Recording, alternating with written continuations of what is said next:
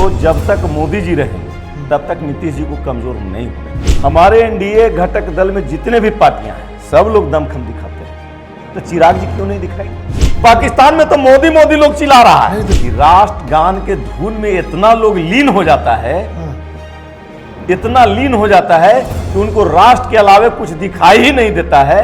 ऐसा माननीय मुख्यमंत्री जी के साथ हुआ होगा।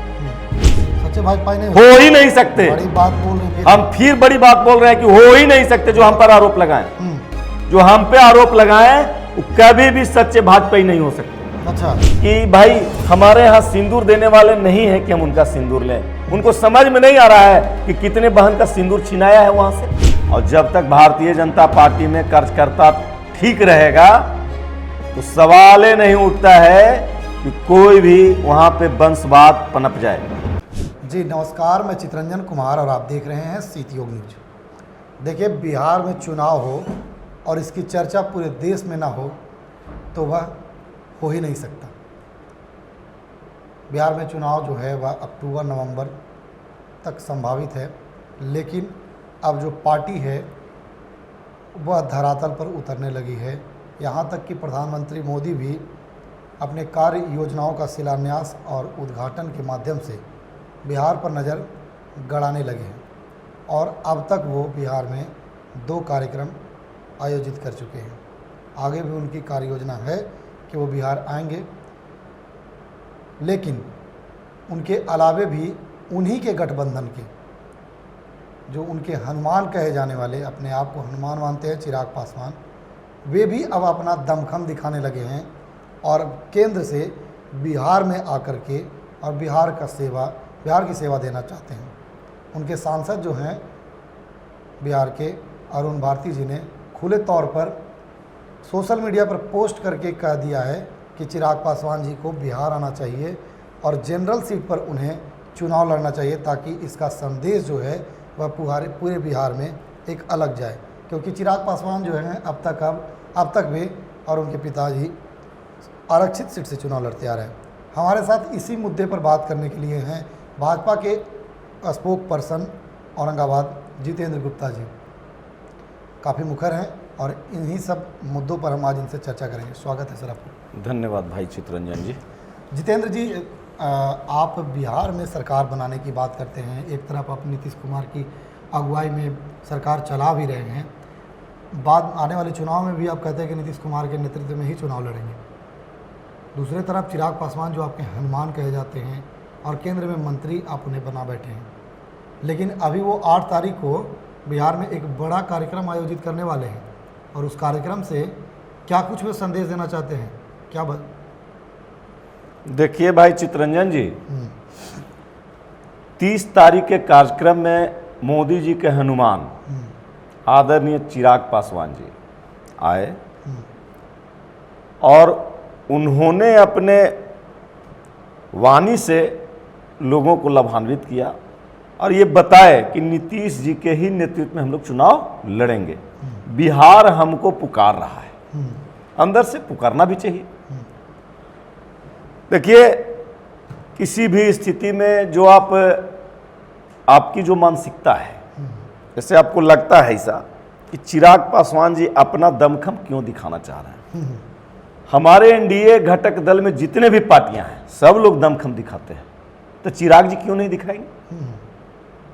एकदम दिखाना चाहिए। नहीं, अभी तो एनडीए संगठित है। अभी हाल ही में प्रधानमंत्री जी आए थे, उस मंच पर भी एकजुटता दिखा। वह एकजुट कार्यक्रम होनी चाहिए थे पूरे बिहार में, ताकि वह बिहार के जनता में एक संदेश जाता। आखिर वो भ्रम की स्थिति तो बनी हुई है, क्योंकि चिराग पासवान पिछले चुनाव में नीतीश कुमार का विरोध करते हुए दिखाई दिए थे। जहाँ से जदयू चुनाव लड़ी थी वहाँ से खुले तौर पर उन्होंने कह करके और प्रत्याशी दिया था। कहीं फिर ऐसी योजना तो नहीं न है कि केंद्र में जो है वह मंत्री हैं, सांसद उनके जीत गए हैं, अब नीतीश कुमार को कमज़ोर करने की साजिश तो नहीं न है फिर से? देखिए, नीतीश जी कमज़ोर होने वाले नहीं हैं। आपको जब तक मोदी जी रहेंगे तब तक नीतीश जी को कमज़ोर नहीं होने देंगे। क्यों? नीतीश जी पर भरोसा है, वो विकास पुरुष हैं बिहार के लिए। नीतीश जी को विकास पुरुष बनाने वाले श्रद्धेय अटल बिहारी वाजपेयी जी थे और अभी जो अधिक से अधिक सौगात बिहार को मिल रहा है वो हमारे माननीय यशस्वी प्रधानमंत्री जी बिहार को दे रहे हैं। इसलिए दे रहे हैं कि नीतीश जी पे भरोसा है उनका। ऐसा लगता है कि नीतीश जी विकसित बिहार से, विकासशील बिहार से विकसित भारत बिहार में जा रहे हैं, और जब तक बिहार विकसित नहीं होगा तब तक भारत विकसित नहीं हो सकता है। ये बातें आप जो अभी कह रहे हैं, 17 महीना जब वो महागठबंधन में थे तब नीतीश कुमार की आप उस समय बताते थे कि उनकी मानसिक स्थिति खराब हो गई, तो अब इलाज ठीक करा लिए हैं, उनकी मानसिक स्थिति ठीक हो गई है। देखिए चितरंजन जी, इसके लिए माननीय मुख्यमंत्री विकास पुरुष नीतीश जी के द्वारा कहा गया है कि गलती से उधर चल गए थे, उन्हीं के द्वारा कहा गया है। और आप ही के औरंगाबाद में कहा गया है कि अब इधर उधर नहीं जाएंगे। तो देखिए, वो महान व्यक्ति होते हैं, महान व्यक्तित्व होता है कि अगर कुछ गलती हुई और उसको स्वीकार कर लिए तो उस पर विचार करना ही और बात करना ही बेकार है। नहीं ठीक है, वो तो पलटी वाली बात हुई कि अब उधर नहीं जाएंगे, इधर नहीं जाएंगे। आप जब 17 महीना उधर थे तो आप उनकी मानसिक स्थिति को खराब बताते थे। देखिए एक चीज, वो तो देखिए होता क्या है ना चितरंजन जी, दो चीज होती है। एक चीज कि हमारा दिल और दिमाग दोनों कहीं दूसरे जगह है और सिर्फ दिमाग से खेला हो रहा है। तो माननीय मुख्यमंत्री जी का दिल और दिमाग दोनों एनडीए के साथ है। कहीं ना कहीं से कुछ विचलित स्थिति में जो अपने आप को स्वीकार किए कि आज के बाद कभी भी हम इंडिया का पार्ट नहीं बनेंगे, हम एनडीए में ही रहेंगे, अब कभी सवाल ही नहीं उठता है। तो उस चीज में आप फिर से आप हमको काहे ले जा रहे हैं, काहे घसीट रहे हैं? नहीं, घसीटने की बात नहीं है। अभी राष्ट्रगान हो रहा था, वहाँ पर वो पदाधिकारियों को धकेलने लगे, हंसने लगे। उनकी हरकत जो है वह सोशल मीडिया पर सरेआम आता है, मीडिया में दिखती है। तो ये आप भाजपा को नहीं दिख रहा है? देखिए नीतीश जी खुशमिजाज आदमी है। खुशमिजाज आदमी है, इसका मतलब कि वो राष्ट्रगान के दौरान भी ये कुछ करने लगेंगे। देखिए कभी कभी होता क्या है ना, हाँ। कि राष्ट्रगान के धुन में इतना लोग लीन हो जाता है, इतना लीन हो जाता है कि उनको राष्ट्र के अलावे कुछ दिखाई ही नहीं देता है। ऐसा माननीय मुख्यमंत्री जी के साथ हुआ होगा। आप मानते हैं? हाँ मानते हैं। चिराग पासवान जी क्या मान रहे हैं? देखिए चिराग पासवान जी युवा नेता हैं। बिहार में मुख्यमंत्री उनको बनना चाहिए। बिहार में भविष्य में तो जरूर बनना चाहिए। अभी तो जैसे चिराग पासवान जो हमारे नेता हैं, एनडीए के मंत्री हैं केंद्र में, वो अपने स्वीकार कर चुके हैं कि नीतीश जी के नेतृत्व में हम लोग चुनाव लड़ेंगे। मगध और शाहाबाद में ही उनका नज़र ज़्यादा है, और अभी वो शाहाबाद में ही ये कार्यक्रम आयोजित कर रहे हैं। मगध और शाहाबाद में इसलिए चितरंजन जी आ रहे हैं और इसलिए अपना दमखम दिखा रहे हैं कि मगध और शाहाबाद में एनडीए का सीट 0 है। पिछले वर्ष सब हार गए थे आप लोग। तो उसको जनाधार को लाने के लिए मगध और शाहाबाद में हमारा एनडीए का मजबूत साथी, युवा नेता और बिहार के 2035 का भविष्य आने वाला भविष्य मानते हैं एकदम। जिसे देखिए भाजपा मान रही है इसको भविष्य। भाजपा तो उनको अभी भविष्य बना दी है, अभी बनाए केंद्र में मंत्री, साथ में मजबूती से रहते हैं और मोदी जी को हनुमान है। बिहार में मुख्यमंत्री बनाएगी 2035? नहीं, मुख्यमंत्री हो सकता है बने। आप भविष्य बता रहे हैं, हो सकता है बने, बड़ी चीज नहीं है। बड़ी बात बता रहे हैं आप। देखिए हम लोग बराबर बड़ी बात बताते हैं और सौगात भी बड़ी मिलती है बिहार को।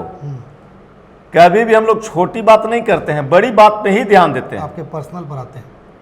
पिछले लोकसभा में बड़ा आरोप आपके ऊपर लगा था कि आप पार्टी में रहते हुए पार्टी में दगाबाजी किए थे और अपने प्रत्याशी को मदद न करके महागठबंधन के प्रत्याशी को मदद किए थे। इस बात में कितनी और इस आरोप में कितनी सच्चाई है? देखिए भाई चितरंजन जी, हम लोग भारतीय जनता पार्टी के सिपाही हैं। जो आरोप लगाने वाले, जो व्यक्ति आरोप लगाते हैं, उस सच्चे भाजपाई हो ही नहीं सकते।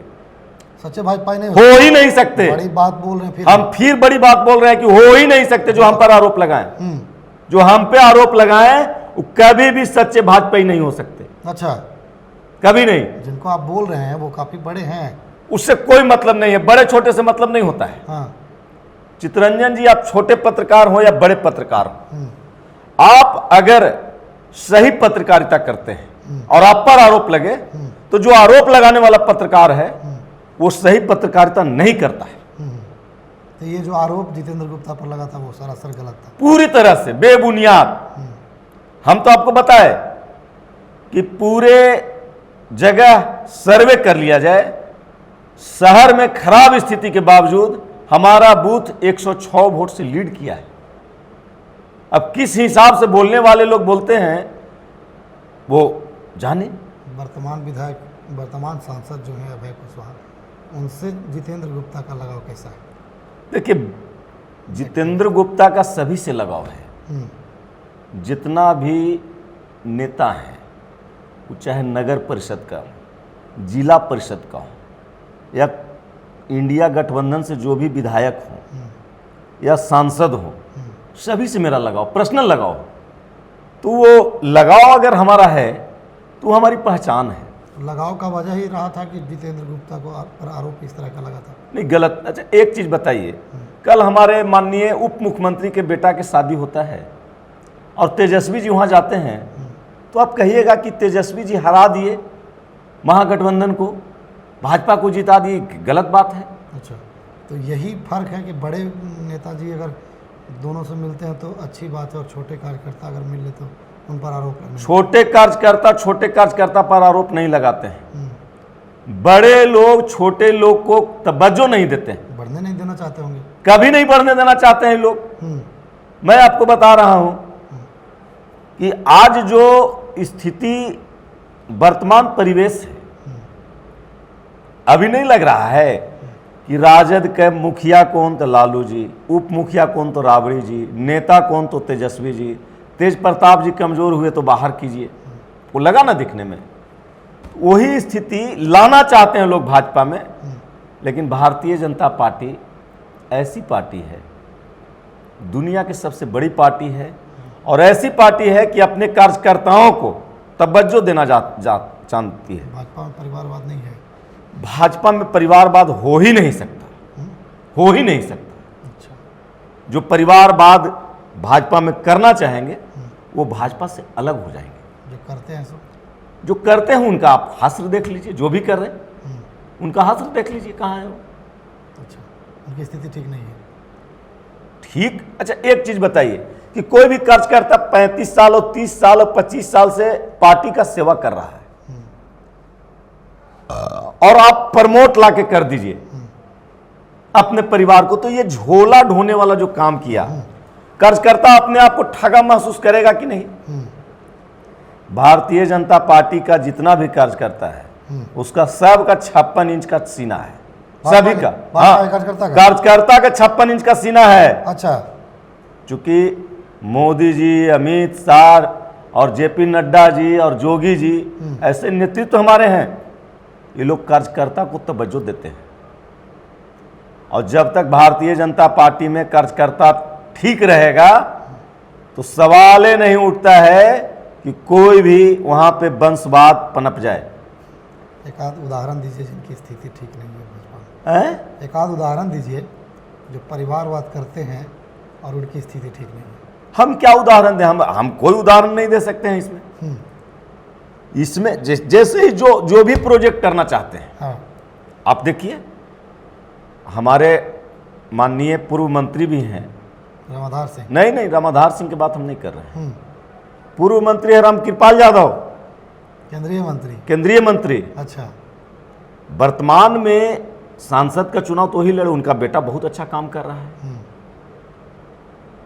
हो सकता है विधानसभा भी चुनाव लड़े बेटा। ऐसा नहीं है कि बाप भी लड़ेगा और बेटा भी लड़ेगा, भाजपा में ऐसा बहुत कम होता है। हाँ, अगर कोई कार्यकर्ता शुरू से भारतीय जनता पार्टी में लगातार काम किया, अपना काम का कौशल मनवाया, लोहा मनवाया अपना कार्यशैली का, तो आगे बढ़ सकता है, उसमें कोई आपत्ति नहीं। औरंगाबाद में परिवारवाद होने वाला है कि नहीं? औरंगाबाद में परिवारवाद नहीं होगा, नहीं होगा। इतिहास बदल जाएगा औरंगाबाद का। कितने सीट पर बीजेपी लड़ेगी चुनाव?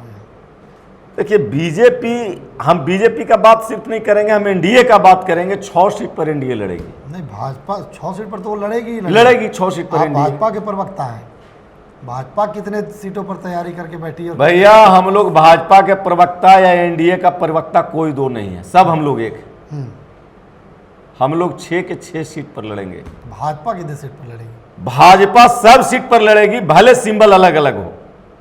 यानी कि उम्मीदवार भाजपा की रहेगी और सिंबल दूसरा? नहीं नहीं, उम्मीदवार किसी भाजपा के रहेगी। हाँ। उम्मीदवार जो पूरा एनडीए परिवार है उसका उम्मीदवार रहेगा, तो लेकिन सब सीट पर भाजपा लड़ेगी चुनाव।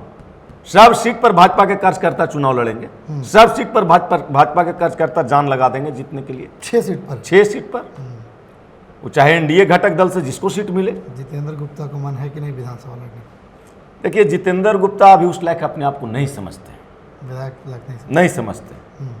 जितेंद्र गुप्ता कोई भी व्यक्ति का, चितरंजन जी, अपना राजनीति उसी को करना चाहिए जो घर से फ्री हो जाए। राजनीति घोटाला करने के लिए नहीं करना चाहिए, और घर का जिसके पास लेबिलिटी हो उसको राजनीति नहीं करना चाहिए। हम राजनीति करना चाहते हैं। हम जब 7 वर्ष मेरा उम्र था तब से हम शाखा में जाते थे, संघ के शाखा में जाते थे, लगातार दर्री बिछाने का काम किए।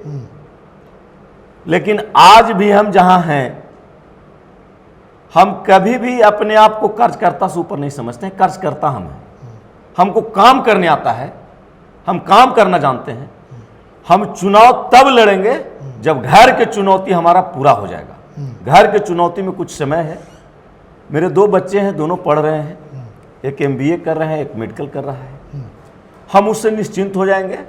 हम निश्चित रूप से आने वाला समय में पार्टी का अगर मन रहेगा तो हम लोग 29 में देखेंगे, 30 में देखेंगे। बहुत जिंदगी बाकी है, और चुनाव लड़के ही सेवा नहीं किया जा सकता है। सेवा करने वाला व्यक्ति चुनाव के लिए ललायित नहीं रहता है कि हमको चुनाव लड़ना है। अच्छा। और जो चुनाव के लिए ललायित रहता है वो कभी ओरिजिनल सेवा दे ही नहीं सकता है। दोनों दो बात। चुनाव के लिए ललायित रहता है और सेवा नहीं देता ओरिजिनल? एकदम नहीं दे सकता है, सिर्फ जो चुनाव के लिए ललायित है। लेकिन जो सेवा दे रहा है, जो लगातार सेवा दे रहा है, और वो अगर चुनाव लड़ता है, उसको अगर पार्टी टिकट देती है कहीं से भी, पूरे बिहार में नहीं पूरे भारत में कहीं से भी, तो उसका कुछ अलग मामला जाता है। आप देखिए, माननीय मुख्यमंत्री हमारे यशस्वी योगी आदित्यनाथ जी सबसे कम उम्र में सांसद में गए। उस दिन भी उनके पास वही जोश था जो आज है, बरकरार है, क्योंकि वो घर छोड़ चुके हैं, घर को त्याग चुके हैं, परिवार को भूल चुके हैं। याद रखते हैं सिर्फ कि वो हमारे गांव वहाँ है, वो हमारे माता पिता थे, वो हमारे भाई हैं। लेकिन उनके लिए विपक्ष आरोप लगाता है कि जो परिवार को नहीं देखता। अभी देखिए मोदी जी पर आरोप लग रहा है पूरा, कि अपनी पत्नी को सिंदूर देकर के पत्नी को छोड़ दिए हैं, लेकिन वो कह रहे हैं कि अब पूरे भारत में सिंदूर बंटवाएंगे। देखिए, क्या सिंदूर जो है वह भारत की महिलाएं स्वीकार कर लेगी आपके द्वारा दिया हुआ? वो तो कह रही है कि हमारे पति हैं सिंदूर देने वाले, हम भाजपा के द्वारा दिए हुआ सिंदूर क्यों स्वीकार करेंगे? ये जो बोलने वाले जो चंद लोग हैं, उनकी घटिया मानसिकता है।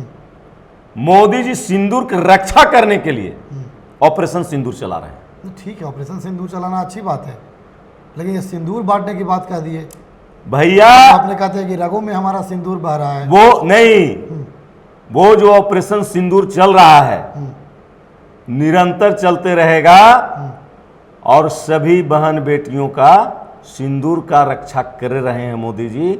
और पूरे देखिए, 2 चीज होता है, जो घटिया मानसिकता के लोग हैं, जिनकी सोच उतना ही बड़ा है, जो सोचिए रहा है कि हम औरंगाबाद में हमको रहना है, तो पटना और दिल्ली और मुंबई का बात कर सकता है क्या? कर सकता है? बताइए हमको। जिसका सोच बड़ा है उसके बारे में आप बात कीजिए।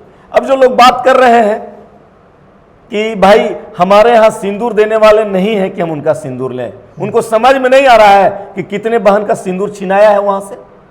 पहले 500 और 400 लोग का इनकाउंटर कर दिया जाता था, उसके बाद भी कुछ नहीं होता था। अभी 26 लोग में 26 जन्म याद पड़ गया लोगों को। तो फिर सीज फायर क्यों कर दिया आप लोग?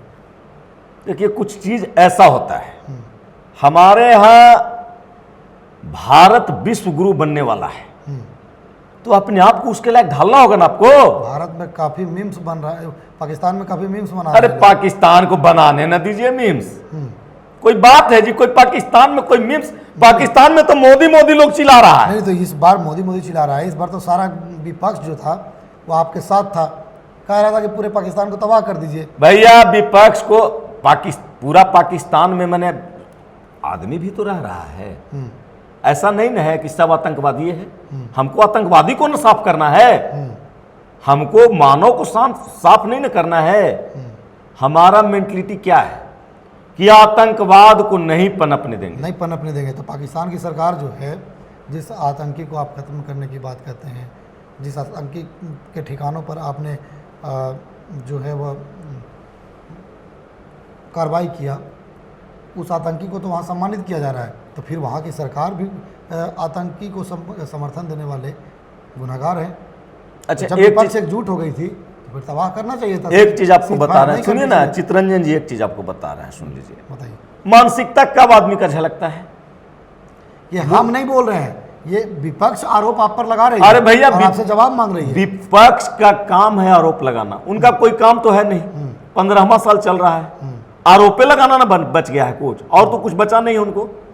लेकिन विपक्ष के लोग में ओवैसी जी भी हैं, जाके बोल रहे हैं, ऑपरेशन सिंदूर का गुणगान कर रहे हैं, विदेश में जा रहे हैं, उनके नेतृत्व में लोग काम कर रहे हैं। हमारा भारत एक और श्रेष्ठ भारत है। हम कभी भी मुद्दा से नहीं भटकते हैं।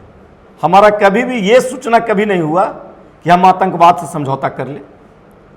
हम कभी भी गुनाहगार को मारना चाहे, बेगुनाहों को नहीं मारना चाहे, उस पर कोई हमला नहीं करना चाहे।